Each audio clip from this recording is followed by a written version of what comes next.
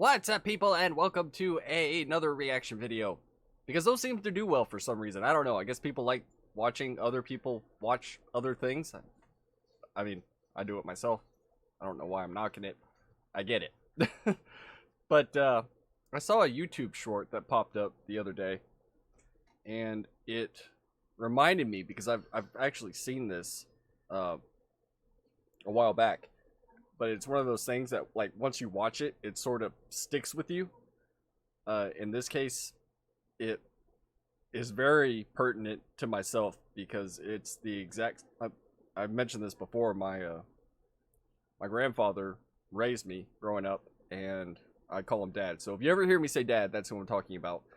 You know, he's 78, 77. Can't remember how old he's gonna be this year. He's in his late 70s. But, you know, that guy can run circles around me any day of the week. And the cat is eating the headphone cable, like always. But, yeah, I watched this, and it reminded me of him because I just turned 38 this year, and he still treats me like I'm, 6 years old. Not necessarily a bad thing sometimes. I was still a kid to him. But yeah, we're gonna watch this because it's wholesome. We're gonna do wholesome content today. That's my goal. The goal is wholesome, not drama. Only because there is no drama right now for me to react to that at least is even remotely interesting enough for me to discuss, other than the whole Trump crap, and we're not gonna do that. At least not yet. So here we go. Ooh, that's loud! Victor Coella. You can sit down, sir. Look at him. He's old. Why is he in court? He's old. Thank you. Give that Good morning, sir. man a Good warning. Morning, Judge. Mr. Coella, you are charged with a school zone violation. Beg pardon? You are didn't even hear charged what he's with a charged with. school zone violation, which means that you were exceeding the speed limit in a school zone. Oh? I don't drive that fast, Judge. I mean, look I'm at him. 96 years old, and I drive slowly, and I only drive when I have to. I was going to the... He's 96 years old. How fast do you think that guy was going? Like 10 miles an hour? Maybe 11 if he got lucky and maybe he fell asleep and then his foot got cut on the gas or something. How old is he going to drive? How old? How fast? I mean, The blood seriously. work for my boy. He's handicapped. Oh, his boy is handicapped. You were taking your son to the doctor's office? Yeah, his Yeah. son. I His take him 10-year-old for son. blood work every 2 weeks because he's got cancer. You are a good man. You are a good man. You really are what America is all about. Here you are in your 90s, You and can you're tell still he was taking about care to of your cry. family. That's just a wonderful thing for you. Well, how old is your son? 63. Yeah. 63. This man is 96 years old and taking care of his 63-year-old son. 63. Think about that. That is like... That's nuts. I mean, at least nowadays, it's like, all right, you turned 18, get out of the house. And this guy is still driving his son to the doctor at 63. And Daddy's still taking care of him, right? Yeah. I only drive when I have to. Yeah. You see that young man I don't over blame there? him. I don't even like driving now. That's my son.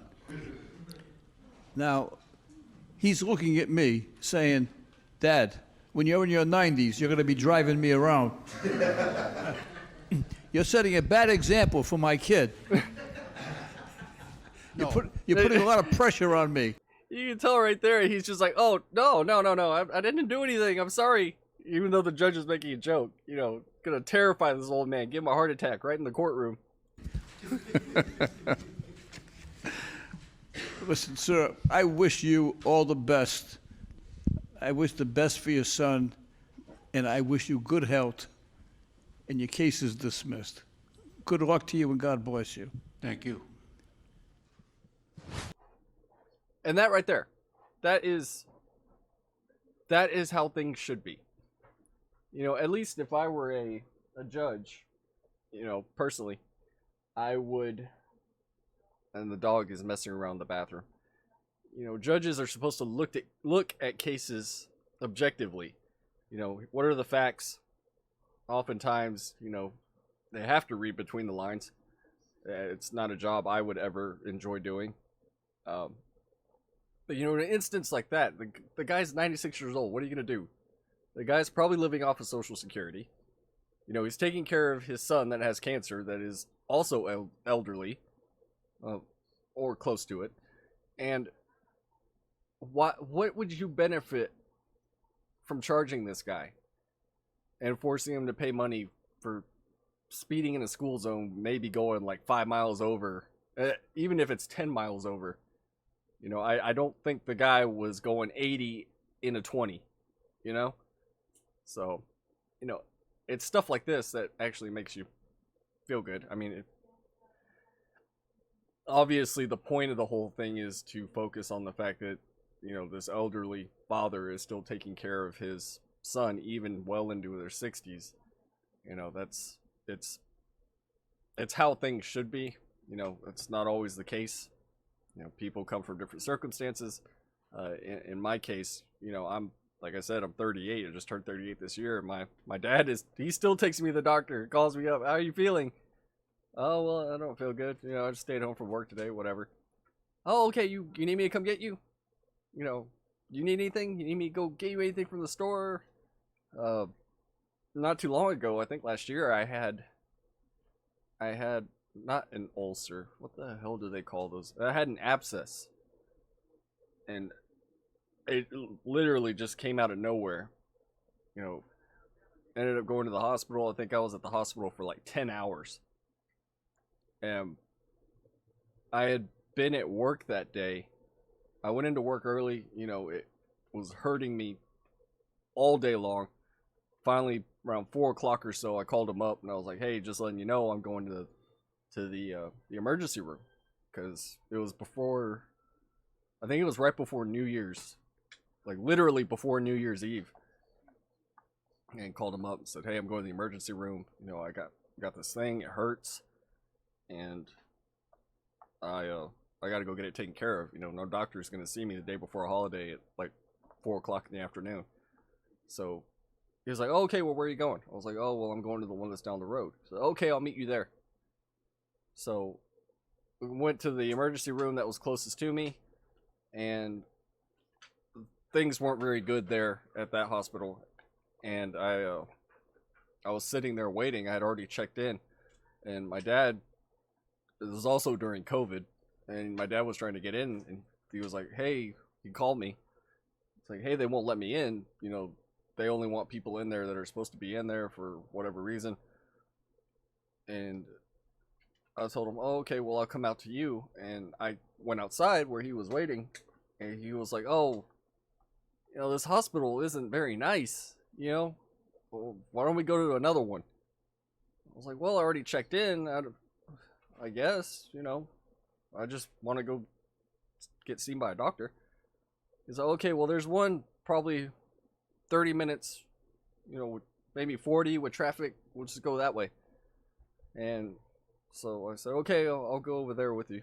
And me and him got there probably around 5 o'clock by that time. And, you know, emergency rooms in the United States being what they are, you know, there's priority, and then if you're not dying, then you're low on the totem pole. So we and him just sat there from 5 o'clock, and he stayed with me from 5 o'clock in the afternoon, technically before that, because he left whenever I called him, until I think it was something like 2 or 3 o'clock in the morning by the time I finally got everything was said and done, and I finally left the hospital. And, you know, it may have even been later than that, but I just remember it was really, really late or early in the morning, depending on how you look at it.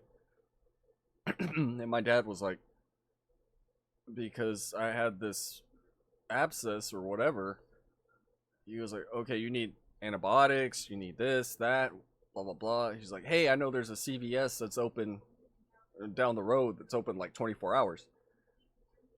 And I was like, nah, just go home. It's 3, 4 o'clock in the morning. You don't need to be out driving around doing stuff. He's like, no, you need it, and I have to get it. So it was like, super, super late, and I went home. In fact, when I was in the hospital, I was in so much pain, and they were just like, oh, well, we need to give you something for the pain. You want morphine? I was like, no. The nurse kind of looked at me like I was stupid. She was like, well, you're hurting. What do you mean you don't want morphine? I was like, well, I drove here. I need to be able to drive home. And the nurse was like, oh, okay. So I was like, yeah, can you give me something that's not going to make me loopy for the next, I don't know, however many hours? She's like, oh, okay, I'll get you something. So, I drove home, and he went and found a CVS that was open 24 hours, got my prescriptions, and then came to where I live and dropped them off. And he probably didn't get home till maybe 4:30, 5 o'clock in the morning from the time that he had come to stay with me while I was waiting to get seen. So, stuff like that. If you got somebody in your life that is willing to do stuff like that for you, those are the people you take care of. You don't take care of the people that, call you every once in a while on a holiday. Say, oh, Merry Christmas. Oh, okay, bye. And, that's the extent of it. You gotta take care of the people that take care of you. So just wanted to go over this video. Like I said, I had seen it a while back. I really wanted to, kind of want to share it. I know some people haven't seen it. Probably if you have, that's cool too. We can watch this together. But, it's one of those things that kind of makes you think, and you're just like, okay, I get it. So, thanks for watching, everybody. Until next time, maybe we'll find something else to watch together.